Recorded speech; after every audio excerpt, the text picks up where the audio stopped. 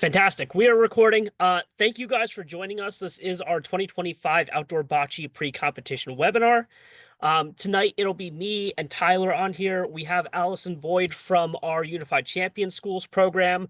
And I believe Katie is going to listen in. I know she has another conflict with this meeting, but as we go through, we'll cover stuff about bocce coming up in 2 weeks, and we'll give you some details on things throughout the process here just to get you guys prepped. Allie, do you want to start with the UCS stuff? Yeah, so like said, I'm Allison Boyd. I'm with the UCS team. So I'll just go through real quick. So here's slide one.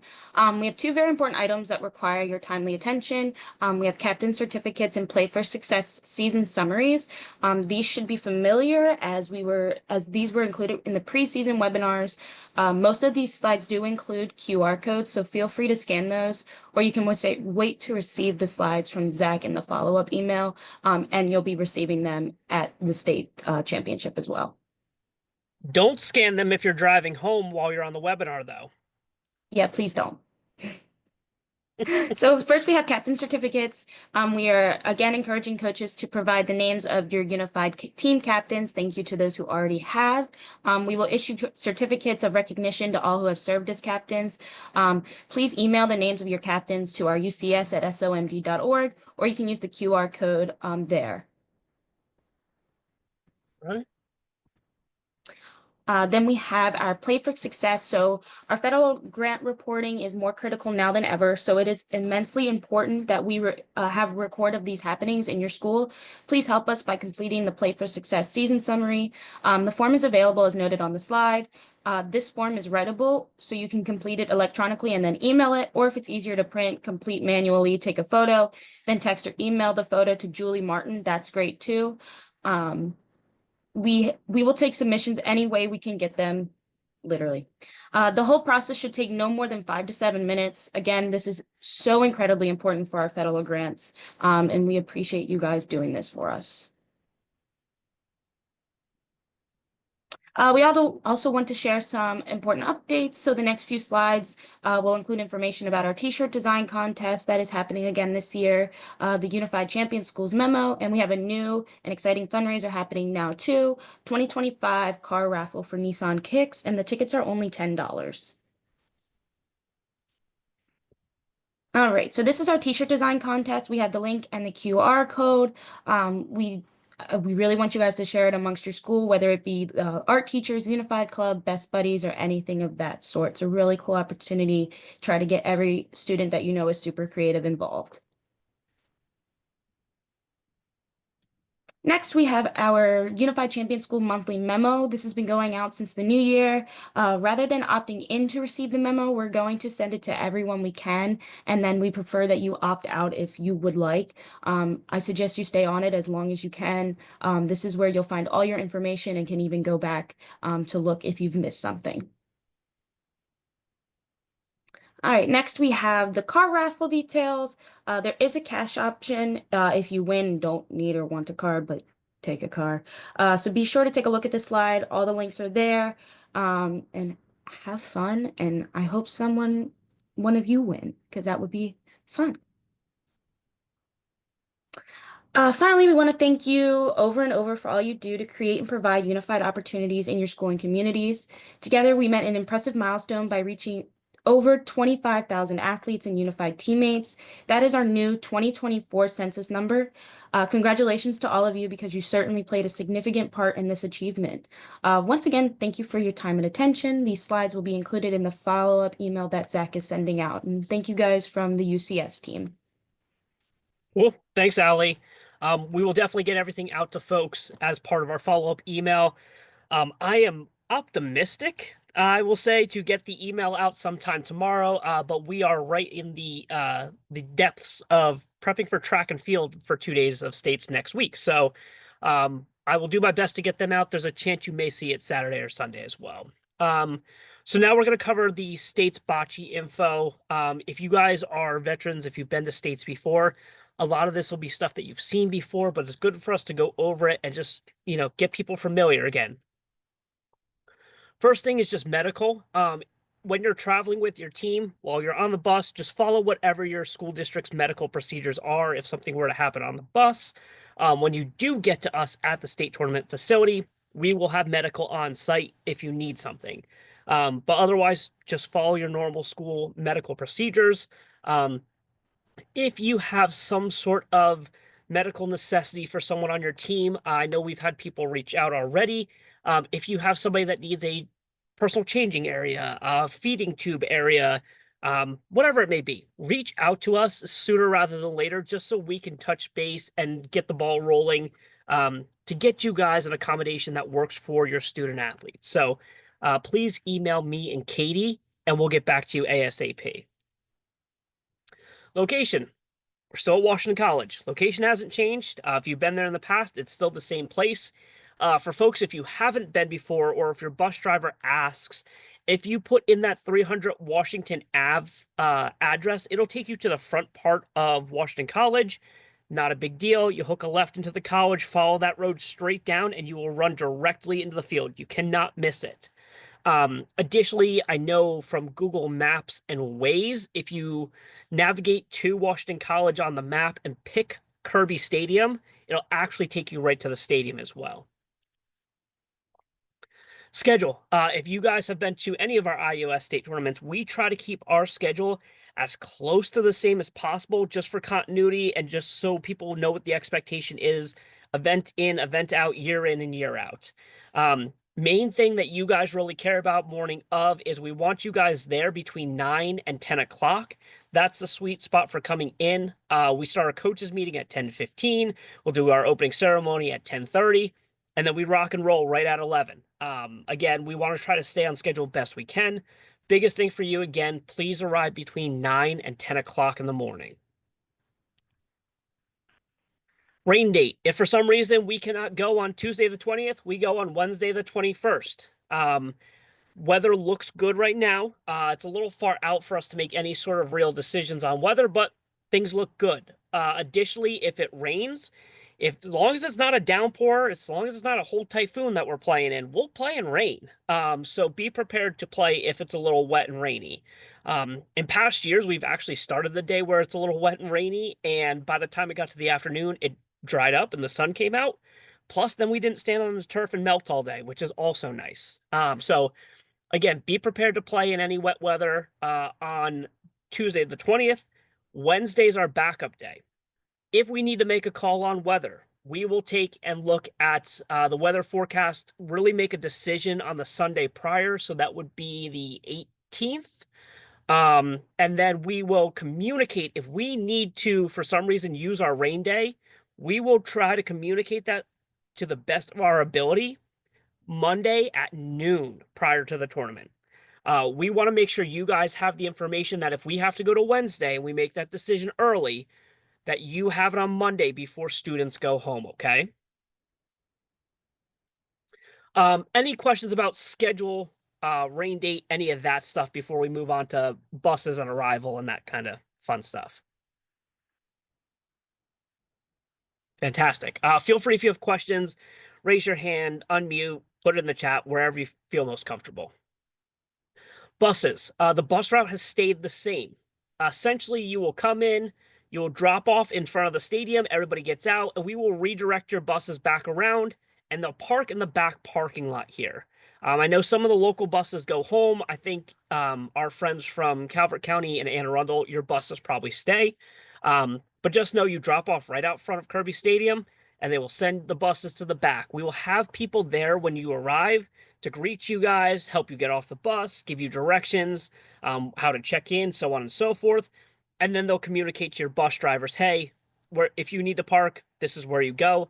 Additionally, we will have arrows and directional signage across campus directing buses and people parking for the day where to go. If you have people that are coming that are not coming on the bus, a couple things that I need to note here when it comes to parking for spectators or principals or athletic directors or whoever's coming. One, this main parking lot in front of Kirby Stadium splits in two. Please, nobody park in that front half because we're going to have buses dropping off there all morning and then picking up in the afternoon. The clearer we keep that front part of the split parking lot, the easier it is to get students on and off buses, everybody in and out of the facility. On the other top part side of it, you can park wherever you want there, but please be knowledgeable and tell your parents, tell your spectators, tell your principals, whoever's coming, be knowledgeable that if there's a sign that says Washington College, faculty parking or public safety parking, do not park there. Follow the typical signage rules when you park in any parking lot when it comes to parking for this event. Lastly, if you're looking for an additional place to park, on the lower side down here where it says Google underneath the field, there's a second parking lot down there that you can access as well. Any questions about parking or bus arrival? Fantastic. Again, if you have a question or you think of something as we go through the webinar, feel free to throw it in there. Even if we have to circle back, we'll circle back. We'll just find a timely place to circle back to get you your answer. Reminders on credentials for Bocce. We credential all of the coaches, assistant coaches, team volunteers, paraprofessionals, anybody that was on your roster that you turned in at the start of the year are the people that we are credentialed. Additionally, they need to all be Class A cleared. That means volunteer, background check, the CDW form, and protective behaviors needs to be done. I know every time we get around this part of the season, there's a person or two that pops up. If you have somebody that you need to get credentialed at the last minute that needs to be on the field, please, please, please send that to us ASAP. Get that to us, quite honestly, when the webinar is done. Send us a note. Hey, I have this person. They need to be credentialed. What do we need to do to make that happen? We'll let you know, okay? Additionally, something that I like to remind folks too, if you have somebody that's traveling with your team that does not need to be on the field to play, that'll just be hanging out in the stands or assisting you in the stands, they do not need to be credentialed. They are just spectators as far as we're concerned. You do not need to worry about doing the Class A clearance for those people. Um, with this webinar going and 99% of the tournament's done, essentially registration is closed except for Baltimore City. They have the tournament Monday. And we are starting now to compile all the teams that are advancing, making sure we have all the coaches. We'll ask you guys to double check your rosters next week. We're looking for lunch forms. We're in that process now. So we're not taking on any new teams. And at this point, we are rock and rolling. We are moving forward with the teams that advanced from all the district tournaments. Remember when you get a chance, and once I finish completing it next week, please review the event guide. Essentially, the event guide is a little bit more detailed version of what we're going over tonight. But do review the event guide. We'll put one in your packet. It's always good to have with you. Again, I am going to say realistically, Thursday of next week is probably the sweet spot of when the event guide comes out. Again, we are prepping for track and field, which happens Tuesday and Wednesday of next week. Competition stuff, match structure and division structure. We're going to do 30-minute matches or first to 16 points. Most folks should be used to that. That's how we've always done it. If time expires and a frame is currently in progress, like you guys start a frame, clock goes off, we will play that whole frame. If it's tied at the end of the regulation when the clock goes off, we will play a playoff frame to determine the winner because we need to know who advances forward in the bracket. Speaking of brackets and division structure, we will push to get you the official divisions by next Wednesday. Katie is putting all the teams together, double checking rosters. She's doing all that stuff right now while we're working on track and field. After Monday's tournament for Baltimore City, we'll have our final teams. Katie will start looking at it. We're really optimistic we will have it to you Wednesday, the 14th. There's a chance that Thursday might be the sweet day for divisions to be to you guys as well. That is our goal. Every team gets a minimum of 2 games at the state tournament. We will do 2 different formats. We're taking on 44 teams this year in 2025. Typically, we've maxed out at 40. We're slowly pushing the envelope to see how many teams we can take. But with 44 teams, we're going to do our 5 main divisions of 8 teams with double elimination brackets. With the 4 extra teams, we're going to do 1 division of 4 teams in a double elimination bracket as well. Um, what we've thought just off the top of our head, and this is to be determined because we'll have to see what the final assessment scores and team scores are for rosters, is we're thinking that we are going to take four teams that are on the lower side of the score scale for us and put them in a double elimination bracket of the four teams. Put them on court one so they're closest to where check-in is and to where awards are. And so those individuals and teams playing there don't have to travel as far, don't necessarily have to play, 4 or 5 games if they win all their games or whatever. It'll create a good, short but high quality experience day for them. That's our initial thought. Again, we will let you know what the final divisions look like next Wednesday. Um, just so you guys know, the competition area and all the stuff is staying the same. The only difference is that we are moving Katie and the competition team from in our main control center down to where our officials are. They need to be able to communicate game to game, match to match, point to point realistically. So we are putting them closer together to be able to work together a little bit easier. Staging will be right as you come off of the stands. The staging tent will be right there. The main control center will be right next to it. Pretty much the same setup. And then again, if you need to access merchandise or bathrooms or anything, that's underneath the stands where you walk in at the beginning of the day. And then if you need to access a lunch, which everybody loves to access in the middle of the day, or awards at the end of the day, that'll be in the big tent that we put in the grass at the end of the field. Court map. We are going back to the courts going perpendicular to the stadium as opposed to parallel. We have a couple reasons for this. One of the main reasons is it's just a lot easier to perceive and see the court signs going 1 through 11 this way on the court structure. And so we're going to go back to that, and I'll explain a couple other reasons why later. Our main thought again is that court one will have our 4 team division, and then courts 2 through 10/11 will have our 8 team divisions. Additionally, I'm not an artist. This is not to scale. I don't imagine that our courts will take up the whole field. They usually don't. Here's another fantastic QR code page for you. This year, we are using a online application for all of our brackets that will update in real time, so you can have updating brackets in your hand throughout the tournament. If you have an Android phone, you can take a QR scan of that and download the app for Android. Or if you have Apple, please use the blue QR code instead. This is going to give you live updated brackets throughout the whole tournament. So yes, there's still going to be a little turnaround time for my team to get this updated, but you don't have to sprint and find wherever the paper bracket is. You don't have to go down and ask what's coming up next. It will update in your hand. I will also let you guys know Thursday is probably the sweet spot for when this is going to go live. When this is live, we will send you a link, and as long as you downloaded the app, it'll essentially connect you right to the bocce tournament. And when you go in, you'll be able to access it right away. Okay. So I'm going to leave this up for like 2 more seconds in case anybody's scanning it. And then when I send the slides, you'll be able to scan them as well. So let's talk staging. We're kind of revamping our staging a little bit along with the digital access to the brackets that update throughout the day. We're hoping that you guys having the access to the brackets in your hand will alleviate the need to inquire where you go next when you are playing in the next round or the round after, and make the check-in process easier.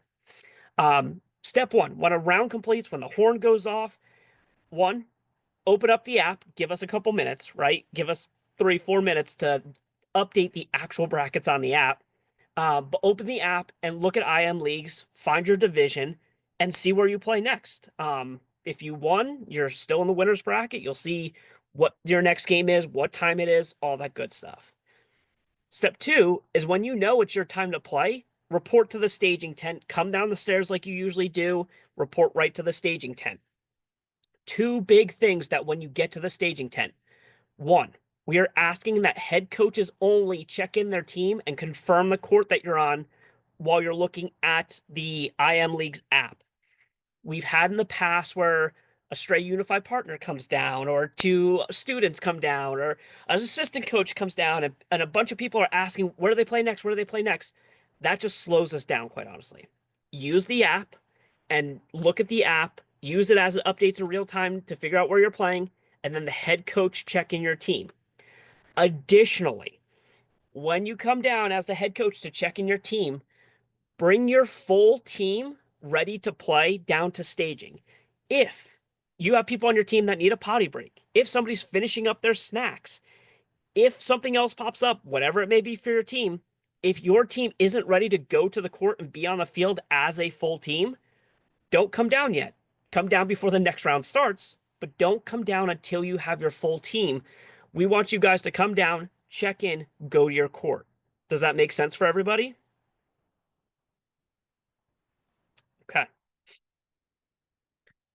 Additional note for staging.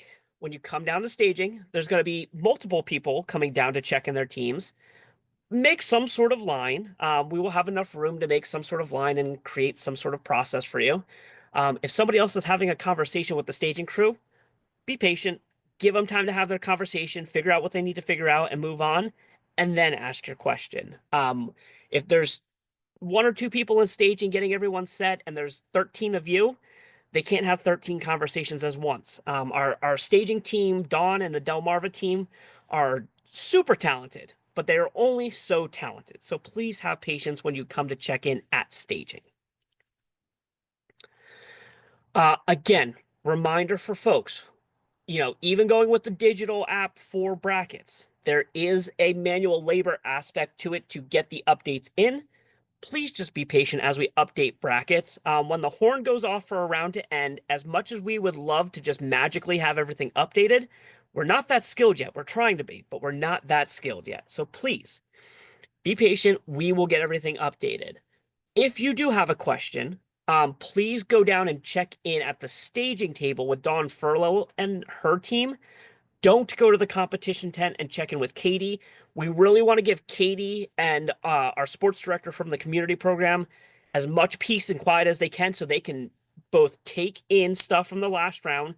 Jake can start updating it on IM leagues, and Katie can start working on getting the next round out to the officials so there's no holdup between rounds, okay? Again, if you have a question, go to staging, not the competition table.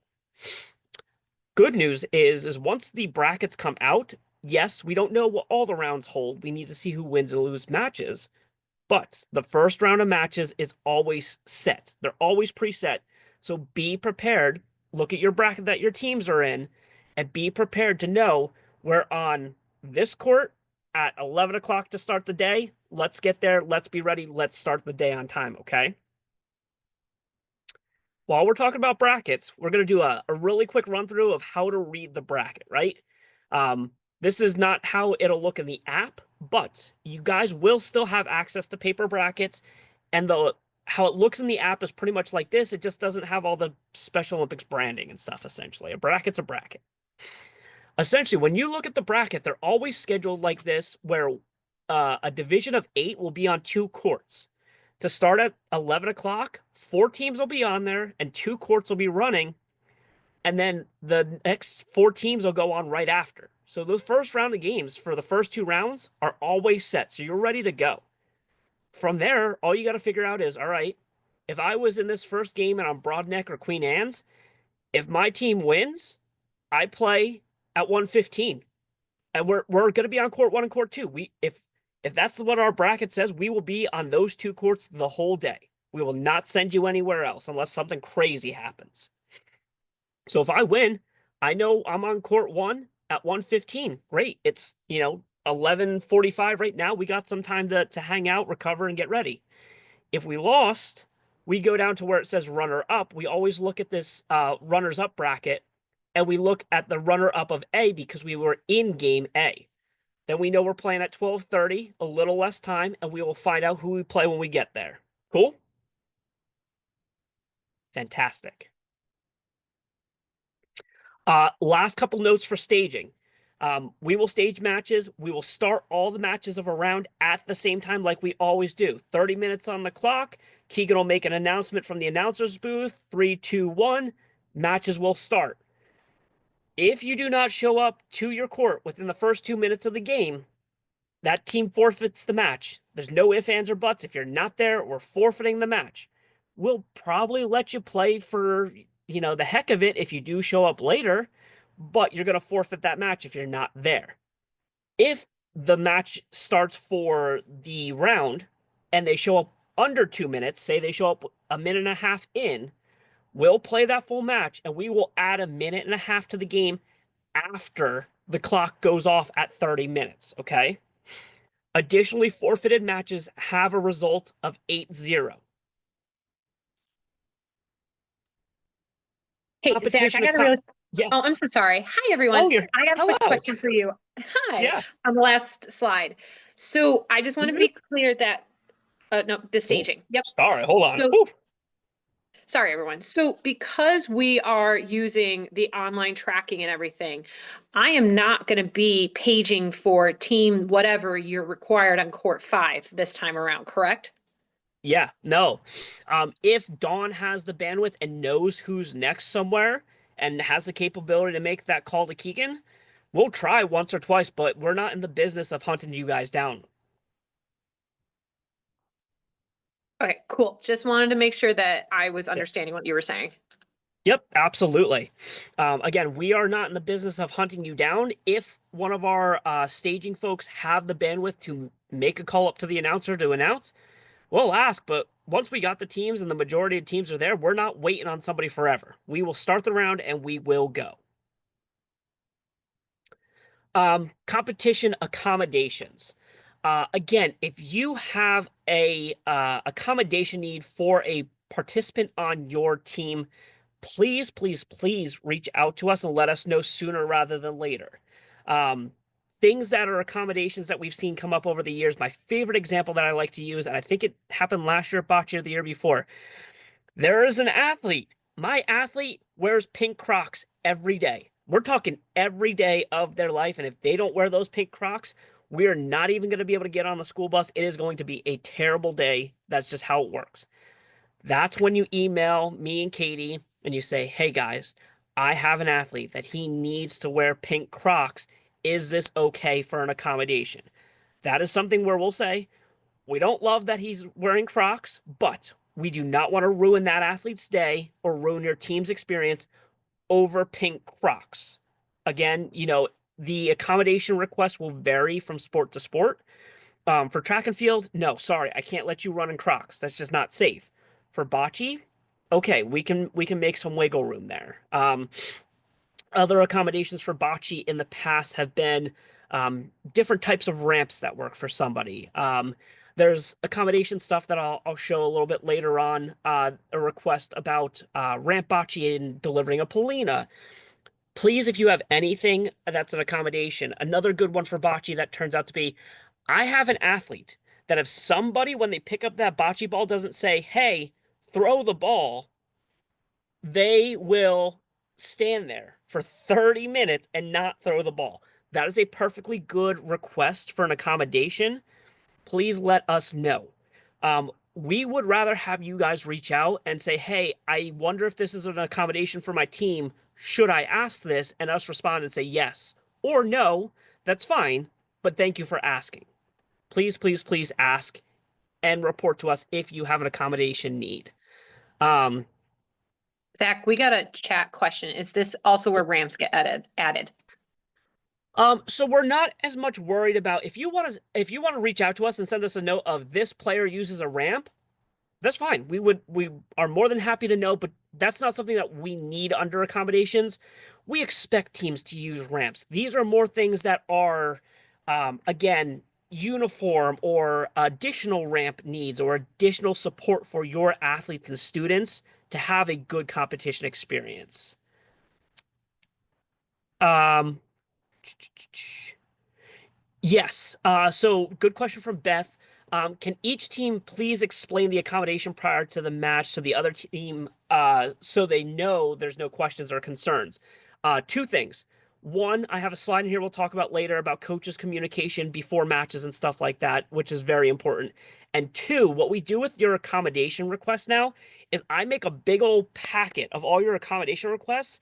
Every team gets it in their packet so they know what school, what the accommodation request is, and everything. And each one of my officials gets it. Katie gets a copy. Dawn and her staging team will get a copy. Everybody will have copies of the accommodation requests. We started that at indoor bocce, and I think it went really well. I have one more note here on accommodations. When I send this to you guys tomorrow, if you guys can do me a favor, there is a link here that will take you to a open Google Doc that I need you guys to fill in. If you guys can put your accommodation request in this Google Doc and send me an email as well, I just want it in both places because I'm going to be 1,000% honest with everybody. With track and field right now, we're still divisioning for track and field. We're still doing a bunch of stuff. I don't want to miss anything. So please put your accommodation request, one, in email, and two, in this Google Sheet when you get the slides and click on the link, okay? Uh, yes, very good point by Marianne. If you have an athlete that needs noise reduction, noise canceling headphones, that is a perfect accommodation to put in the accommodation requests. And additionally, very good question by Marissa. When are the accommodations due? They are due by Friday of next week. So not this Friday, tomorrow, Friday of next week, please. I'm going to pause for additional accommodation questions.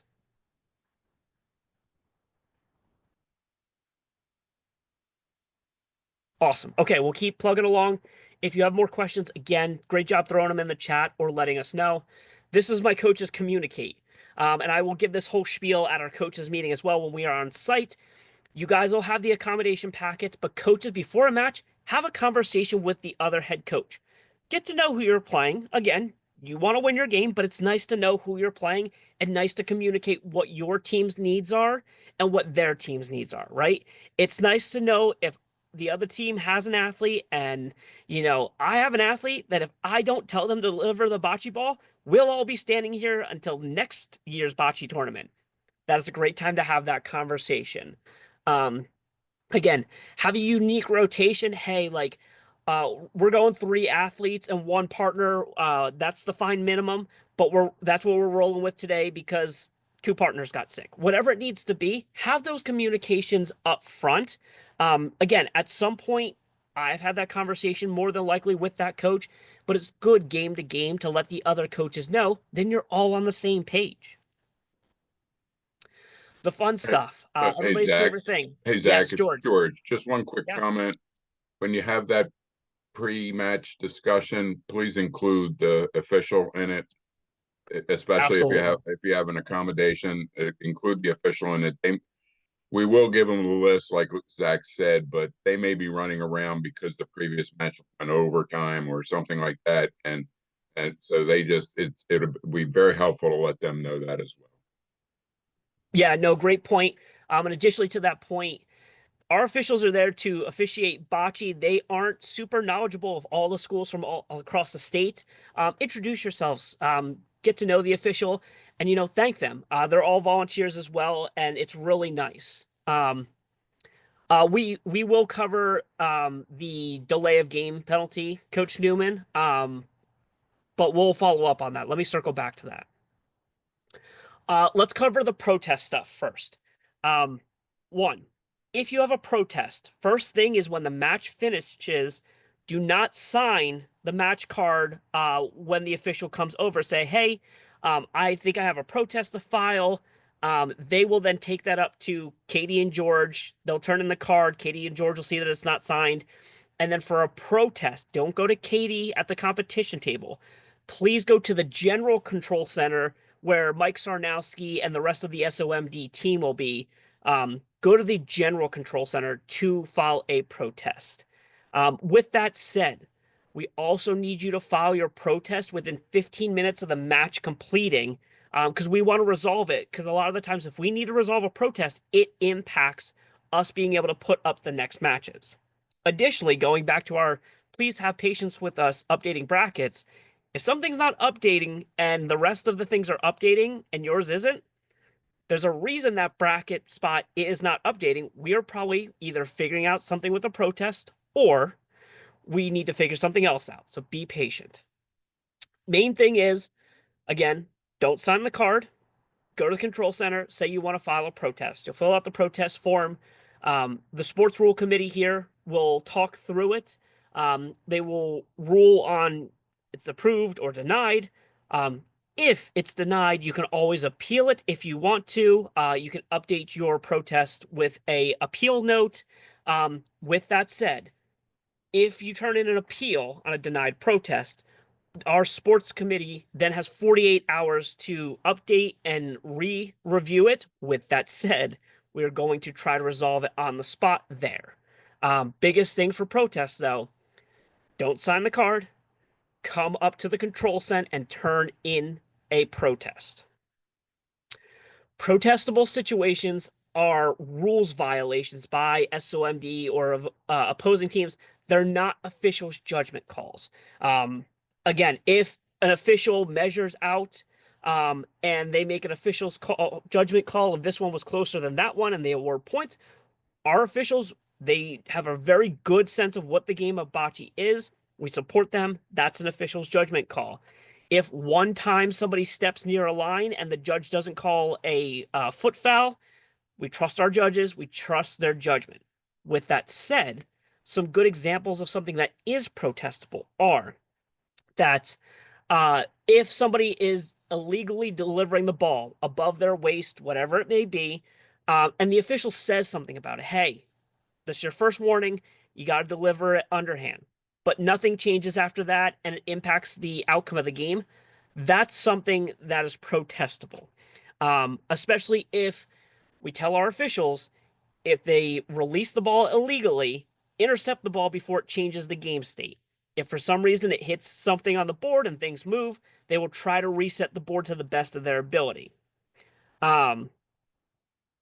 Additionally, if for some reason a player picks up and throws the wrong color ball and it impacts the outcome of the frame or the game or whatever, that could be an issue. One thing that I always say about these type of situations too is if you see something or you have a question, talk to your official right away. We want you guys to address things right away and not let them go as far as they go. We like to resolve things early. That is what this whole slide is. Again, politely engage your head official. Say, hey, I thought this is how this is supposed to go. They'll clarify for you. If they have a question, they'll call George or Andrea Perry over. One of them will take care of it. If George or Andrea have a question, they'll convene with me or Katie, and we will get a resolution for you. Before we go on, that is the end of protest stuff. Any question on protest stuff? And I know I owe an answer still to Coach Newman about time to deliver.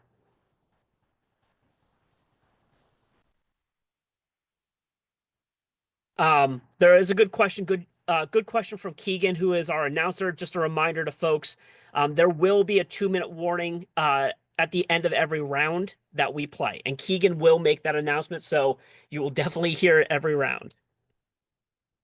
We're going to go through some rule stuff. We're not going to wing through every rule, but we're going to go through some highlights over the past few years that have come up. Biggest one, we're not going to go through all the details. We do this song and dance every time. I will do it again when we are on site. Coaching rules. The big reminders for coaching rules is once a participant picks up a bocce ball, steps into that court, no one's talking. That athlete has now earned the right to be in the court to deliver that bocce ball like they've trained to do.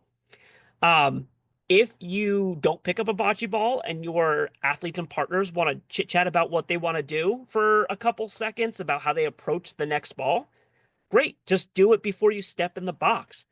If you have as a coach, have a question or want to ask your athlete something or have a quick conversation with them, a couple seconds long, they can step back to the coach's box and have that conversation with you.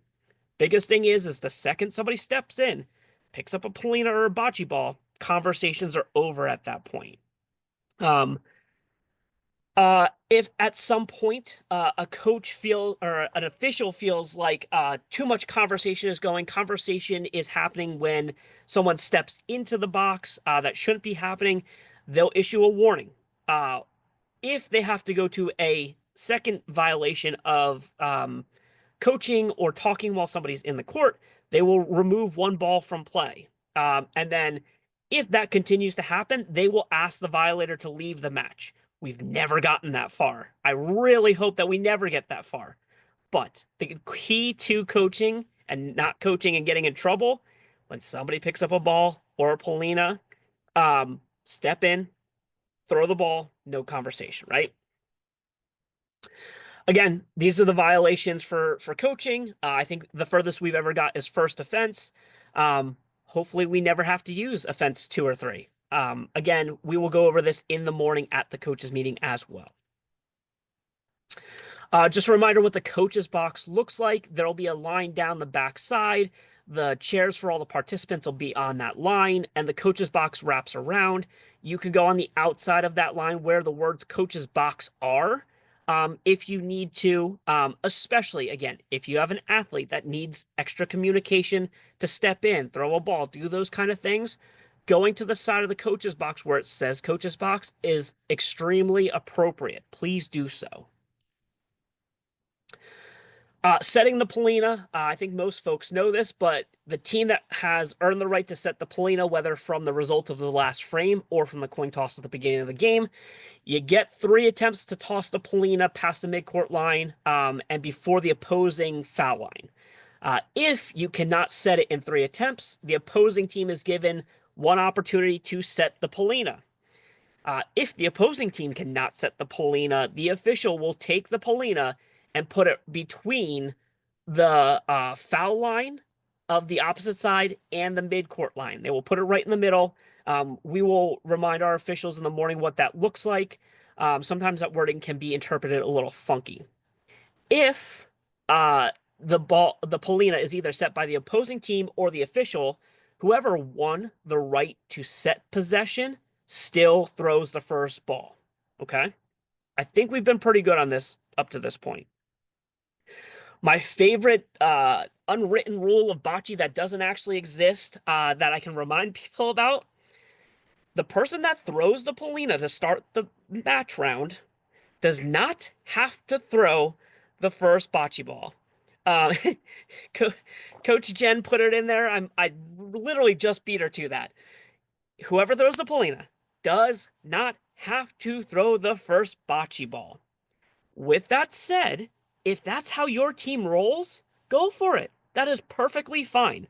There's just no stipulations to any bocce rule that has ever existed from my understanding that the person that throws the Polina must throw the first bocce ball. If you have an athlete that wants to set the Polina and then you have a partner that wants to throw the first bocce ball, great, have at it, go for it. I will remind you guys of this in the morning as well. That's one of my favorites over the time. I'm going to talk about ramp play and ramp assistance. Just a reminder to folks. As a reminder, anyone that is using a ramp or is in a wheelchair can deliver the ball / Polina from anywhere between behind the 10-foot foul line or behind the 20-foot dotted wheelchair / ramp line. They can put it anywhere. Just a reminder though, you must be behind the 20-foot line if you're using a ramp or a wheelchair. That means if you're in a wheelchair, your wheels, your feet, all that stuff has to be behind that line, but you can position yourself however you want as long as you're behind the line in your wheelchair. Same thing goes for the ramps. The front tip of the ramp, where the bocce ball leaves the ramp, has to be behind the 20-foot line. It can be anywhere from the back end of the court to the 20-foot line, but it can't be on or over the 20-foot line if you have a ramp. Excellent question from, yes, Tyler beat me to it. Coach Newman asked, do the courts have the ramp foul line marked? Yes, we will have the dotted line marked for the ramp foul line on all of our courts. Here are the few accommodation things that popped up this year that were actually really cool and really great ideas for accommodations for ramp participants. First thing I want to mention is when it comes to setting the ramp, we want coaches and unified partners that are working with the athlete that needs the ramp set for them to just work with the athlete, communicate with them to the best of their ability to set the ramp where the athlete wants it, right? We're not in the business of having coaches or partners going out there, standing behind the ramp, lining it up, getting it perfect. We want our athletes to have that agency and participate and contribute to the team's success by communicating where they want the ramp. I know that's not absolutely possible for every single athlete. We have a lot of nonverbal athletes that can't communicate in that aspect, but whatever works for your team, do the most communicating you can. We want our athletes that are the ramp participants to be involved in the setting of the ramp. Number two, some of the accommodation things that we approved for ramp participants this year is adaptive devices to help them participate in various ways. This comes up a little bit more in outdoor bocce than indoor bocce. The first thing you'll see is that yellow highlight gym class type of scoop thing. We had a conversation in Anne Arundel County around how does a ramp participant deliver a Polina? And I didn't really think about it until now, and I said, I'm not sure, because it doesn't fit on a ramp. They have an athlete that they put the Polina in, and he flings it with the scoop. Um, so that is an accommodation that we have approved, and that we will let them do. If you had an athlete that was struggling to deliver a Polina in a wheelchair or using a ramp, that's a great thing to ask for us. The second one, the little black thing that you see on the side here is one of those furniture raising foot things. I'm sure there's a real name for it, but one of the things that also came up this year is sometimes for outdoor bocce, with the weight of the bocce balls and just how a standard bocce ramp is designed, there's not enough velocity on the bocce ball to really roll far enough to contribute to that round in the match. So what one of the teams asked for is, could we put feet under it like that to raise up the ramp to give it a little bit more velocity? Great. That is a perfect idea. That's a perfect accommodation request to make sure that our athletes are getting full participation in the competition. So just some examples again of assistance. Reminder about accommodations. If you have accommodations that you need for your team, please email me and Katie. And additionally, when this comes out, please put it in the Google Sheet so we can track it the best we can. We are going to make sure we get everybody's accommodation requests going into the state tournament, provide the packet of accommodations to you guys so you have all the information. Before we do uniforms, I thought my slide was next. I must have missed putting it in. I'm circling back to the question about time limit to deliver the ball, even if there's a player with an accommodation was the question. One, we put in this year for um, we put in for indoor bocce, and it went really well. We put in a new rule that we've been testing, and we are concluding this season, and we will review it, of a 45-minute shot clock, essentially to deliver a bocce ball or Polina. Essentially, long story short, if you just do business as usual, have a quick conversation, walk in, pick up a bocce ball, line it up, deliver it, we haven't really had any shot clock problems or people holding the ball too long. With that said, if somebody is holding the ball for more than 45 seconds, an official has the right to say something and will say something about, please deliver the bocce ball. We're trying to avoid delay of game. That is the situation that we're looking at. George, do you want to extend anything on the delay of game conversation? Uh, just want to point out, Zach, that you accidentally said 45 minutes. Oh, yeah, 45 seconds. 45 minutes and 45 the game is seconds. over. I think everybody, I just wanted to make sure we were clear on that. Um, I think it worked. I don't think we had any serious issues. Um, it's, it's, did we not, can we send that out, that procedure, because we wrote the Yeah. procedure up. Can we send that out to everybody? Because if there is Yep. delay of game, we do declare a ball dead or after the warning, so Yep. there's a progression of what will happen if there is delay of game. We have not seen a lot of delay of game. Yeah, we'll send you guys the official documentation with the delay of game rule that we've been working with.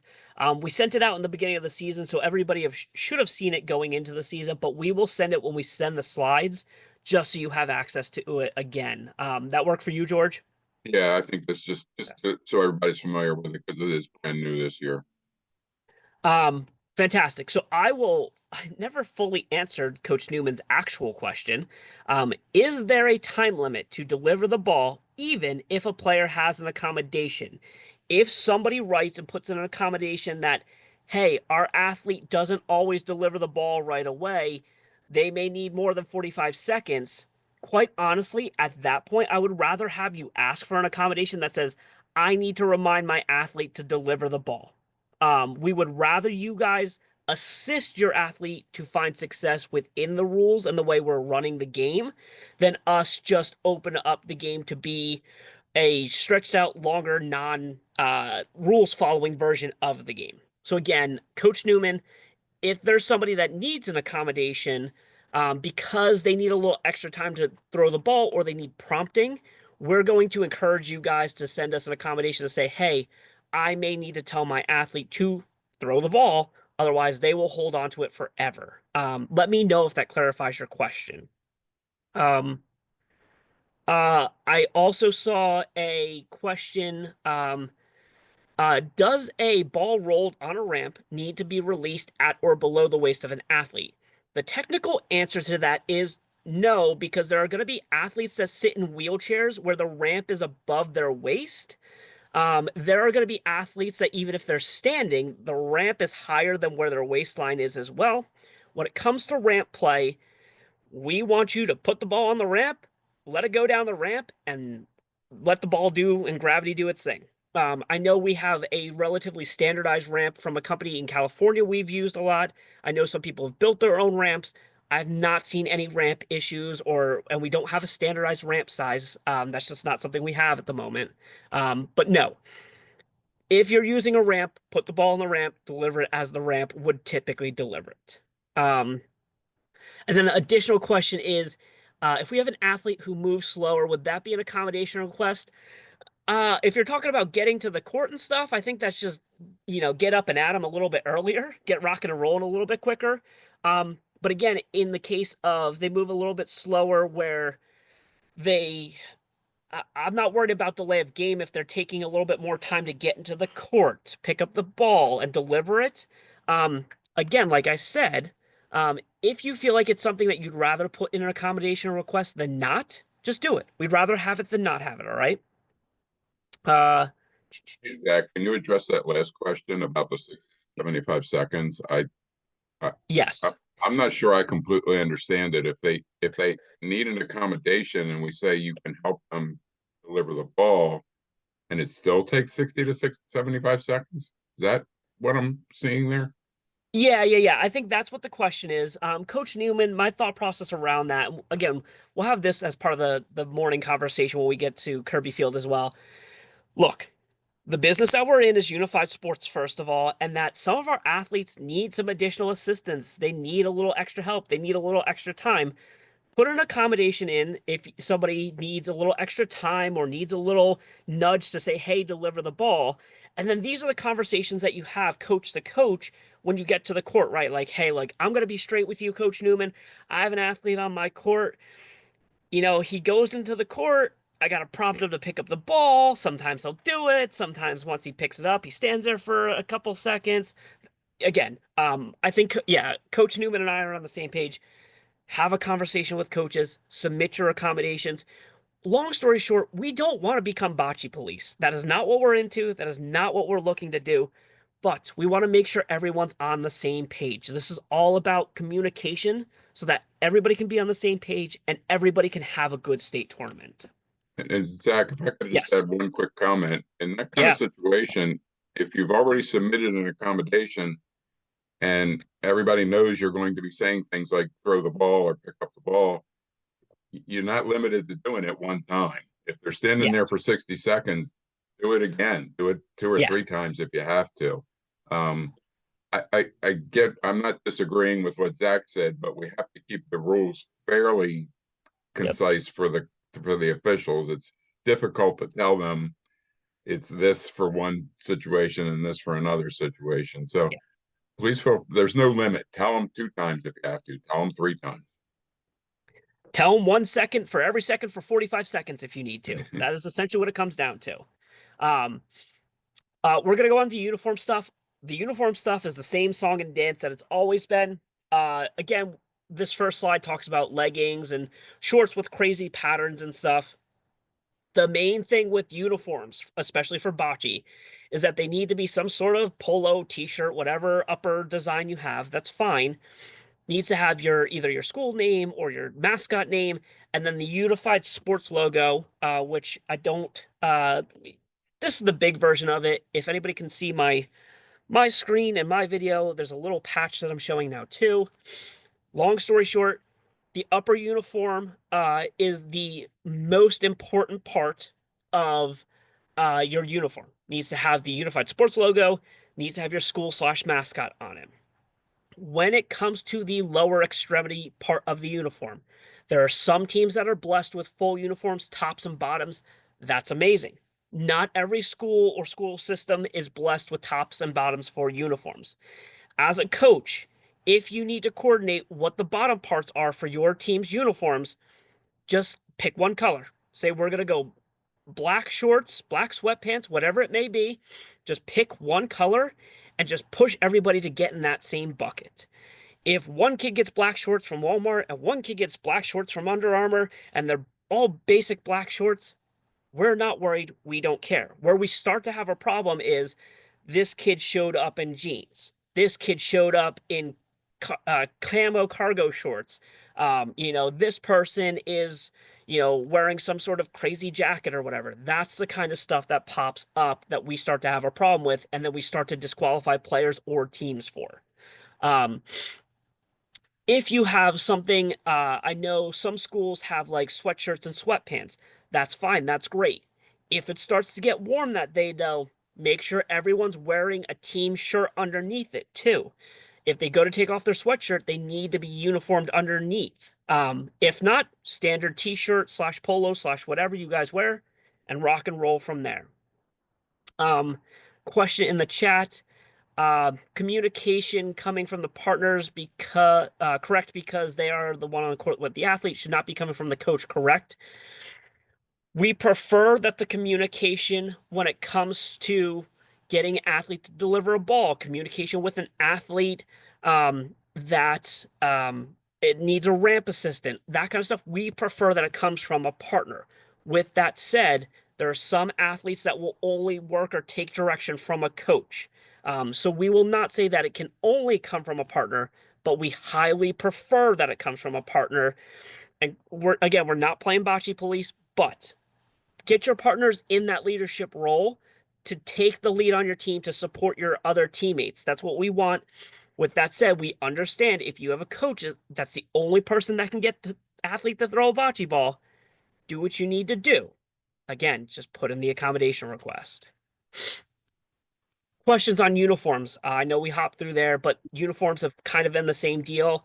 Back to accommodations. If you have a kid that only wears jeans, put in an accommodation. We need to know that before the morning of the tournament, though. If you guys show up to the tournament and somebody's out of uniform and you tell us this kid will only wear his goofy hat from Disney, otherwise he'll never get on the bus and he has the worst day ever, there's nothing I can do about that, right? Like, tell us early. Questions on uniforms. Katie? Zach, not really that. But Okay. I would just say, and I think you may have said I've had to step away real quick. Coaches, just check your kids before they get on the bus. Like you can do a once over so that if somebody, for example, is out of uniform and you got an hour drive, something could be figured out pretty quickly. Or have a meeting with the people before. Hold on, sorry, I saw the message. you don't want to be that person, but every year there's team in jeans and they're allowed to play. So I'm going to actually address that. So we did have a Yeah. team last year that was in jeans. They did not move on. They were actually disqualified. But because we are Special Olympics and we want everyone to participate, we allowed them to play. But that was against them. So, Yeah. but did do you have previous slides about lunches or is that coming up? That was my No, question. actually, if you want to hit lunches now, that's perfectly Okay. fine with me. So lunches, I have sent out live Google Doc or sheets for everybody, and I will give props to the Anne Arundel County crew because they have entered everything in. Like I am very, very pleased. I'm not having to hunt you down. For those who are previous coaches, you know that I have had to send like multiple emails like, hey, I need your form, I need your form. I piloted this season to see if this is more effective so I could try this for tennis and for indoor bocce next year. Truthfully, I think it's a very effective way. The form is live, it's updated immediately, and then this way we're not hunting and looking for documents that are getting buried in email. So the lunch options are turkey and cheese sandwiches, ham and cheese sandwiches, salad without gluten or dairy. If you have a kiddo who has a very serious food allergy, they need to bring their own lunch. We do bulk ordering so that we can accommodate as many people as possible. But if your athlete has a nut, dairy, peanut, I know I said nut twice, soy, whatever allergy, and there is that potential for cross contamination, they need to bring their own food. We'd rather them eat their own food than get sick and hurt your team's ability to continue. We also just don't want them to get sick and have to leave. So that is where we are with that. So please continue to do that or continue to update your stuff. That's it. Thank you. Cool. All right, let's hit awards now. Keegan, I will cover your question as we go through our awards here. Again, basic awards procedures. Listen, we'll make announcements that, X teams, please report to the awards venue for awards. We will let you guys know when you are ready to be awarded. Additional reminder with bocce, when we have those double elimination brackets, we tend to know 8th, 7th, 6th, 5th place earlier in the day. So there's a chance that we call you over to awards around 12, 1 o'clock-ish if we know what those teams and those placements are in those divisions. So award staging, we're going to do this a little bit differently. We've found a little bit of a sweet spot here. And Tyler, jump in if I miss anything and let me know. But essentially, the way we're going to do awards is we are going to have 2 award stands and we're going to have a split award set up. Essentially, we will have 2 awards going not at the same time, but every other announcement from the podiums to keep things moving. So, realistically, when it comes to competition day in the morning, I will officially let you guys know which divisions are at which staging area, staging 1 or staging 2. Staging 1 will be closer to the stand side of the field. Staging 2 will be closer to the parking lot side of the field. What if your team is staging 1 and we tell you to go to staging, you go and they'll stage you next to the tent. They'll walk you behind the tent and walk you up when you're ready. They'll announce your awards, take your pictures, celebrate, and then exit the stand. And then the next one that'll go up is at award 2. So we will go every other. We'll go 1, 2, 1, 2, 1, 2. And we will churn through all of our award ceremonies in that fashion so we can get in and out and not have as much of a cluster at the end of the day, okay? Tyler, anything you want to add with awards? You covered pretty much everything. I'll just say, please try not to crowd into that tent at the end of the day. It gets really loud and crowded, and it can be hard to find teams or even just hear the announcements. So just please try and stand with your team in the staging area. Fantastic. Or if you haven't been called to staging yet, or if you're just waiting for people, if you can stand out on the track area, unless your team is coming up to get pictures and stuff like that, please stand on the track area. It'll allow them to operate a lot better, okay? Day of volunteers. I know sometimes some schools will bring day of volunteers, especially if you're bringing student volunteers, please reach out to Sam Boyd. Her email is there. They need to fill out some volunteer paperwork, so on and so forth. But please reach out. I believe, and George, you can correct me if I'm wrong. I believe we have some folks coming from Crofton to assist for the day. We will welcome any of your students. As everybody knows, bocce is a growing sport and growing in popularity. So we will welcome any of your students who wish to serve as either officials or as court assistants. But Yep. what Zach is saying is please get them to register with Sam prior to the event. Yep, perfect. Um, and just so you know, when it says student athletes may not volunteer, we're talking about kids that are on your team that need to compete. That's what we mean by student athletes may not volunteer. But any of your students that are bocce knowledgeable or the ALCS crews or whoever, like youth leadership crews, we would love for them to come out and volunteer. Please just have them check in with Sam. That is Oh, my wait, cell yeah, phone number. sorry. I was Yes. also going to say, we'll feed them too. We will. We will feed them. Um, we'll work for food. That is our motto. That is my cell phone number. If you do not have my cell phone number, please take that down now. That's important because there are people that have to cross the Bay Bridge to get to us in the morning, and you guys know how that goes sometimes. You may need to text or call me and say, "Hey, Zach, it's backed up at the bridge. We'll be there at 9:45 instead of 9:15." Great. Awesome. Please let me know. Biggest thing is communicate with us in the morning. If something pops up, communicate with us early and we can do our best to help you. If for some reason somebody's running late and you're in the 11 o'clock slot, you know what? If we can flip around and run a 11:45 team instead, we'll do that. We're not in the business of hurting you guys because you hit traffic or something happened. Please communicate to us if something happens in the morning. That's it. That's the whole song and dance. I know we had a bunch of questions and a bunch of good questions, but does anybody have any additional questions for the first round of information from our competition webinar?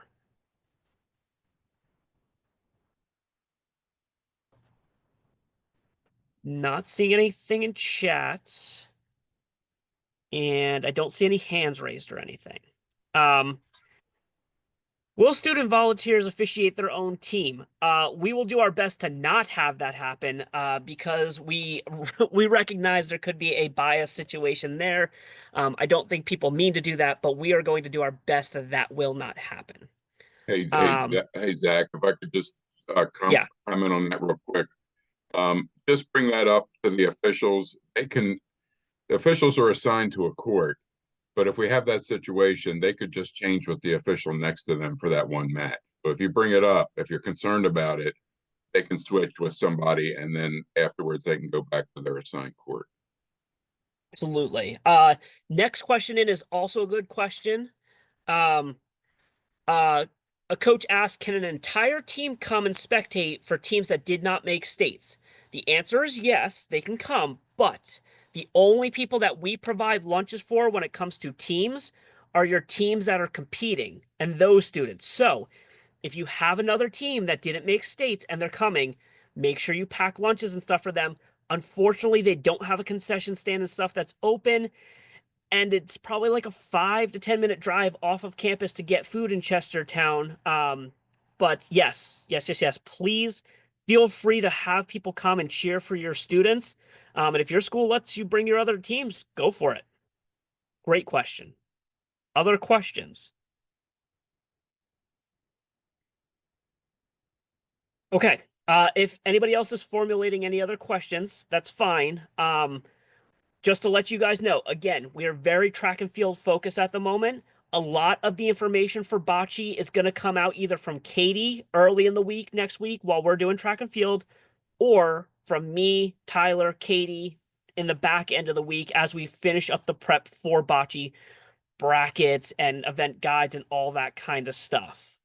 The main thing that I need you guys to do as coaches are one, the thing we talked about most of the night, accommodations. Send them in. put them on the Google sheet that I made when I send that out to you guys tomorrow. Number two, if you have not turned in your lunch order to your district rep or to Katie directly, please turn in your lunch orders. We will have plenty of food for the registered teams. If for some reason something happens where we don't get a lunch order, we're not going to just not feed you. But the more lunch orders we get, the better our team can sort your lunch orders, have a clean pickup, have a clean handoff, and life is easy for lunch. Um, and I think that's it. Yes, great note from Allie Boyd. Please send in names for captains with your accommodations. Please use the QR codes to submit your stuff for Unified Champion Schools. Please do those things over the next couple days as well. Before we go, Katie, anything you want to add? I was going to say, coaches, we always are looking for individuals to do the different oaths the day of the tournament. So if you have a coach that you feel should do the coach's oath, please let us know. If you have students that want to do the athlete's oath, please send them to us. So then this way we're not scrambling day of like who's here, who's there. So if you have like a student that you feel would really love to be on that microphone, please send them our way so that we can get them up and give them their limelight for that few minutes. Absolutely. Great note. If we don't get any recommendations between now and Wednesday, Thursday of next week, I will also send an email out reminding you guys for recommendations and nominations for the oaths as well. Tyler, quick check. Anything from your end for awards or anything? Nope, all good. Cool. George, anything from an officiating standpoint?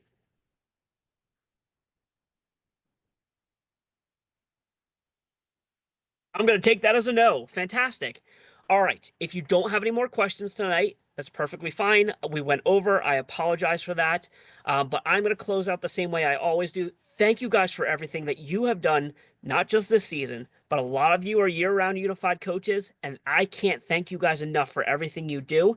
And again, I'm not just thanking you for the unified sports stuff. Thank you for everything you guys do throughout the school day. I know that you guys wear many hats. We ask a lot of you guys, and your schools ask even more. I can't thank you guys enough for what you do and the experiences you make for our unified athletes. And I'm super excited to see you guys in Bocce on the 20th. If you have any questions between now and then, send an email, send me a text, let me know. No, we're working on track and field, but we will get back to your questions. Have a great night, and we will see you guys all in a couple weeks. Zach, thank you not for not calling me out for It's being a all good. problem. No worries.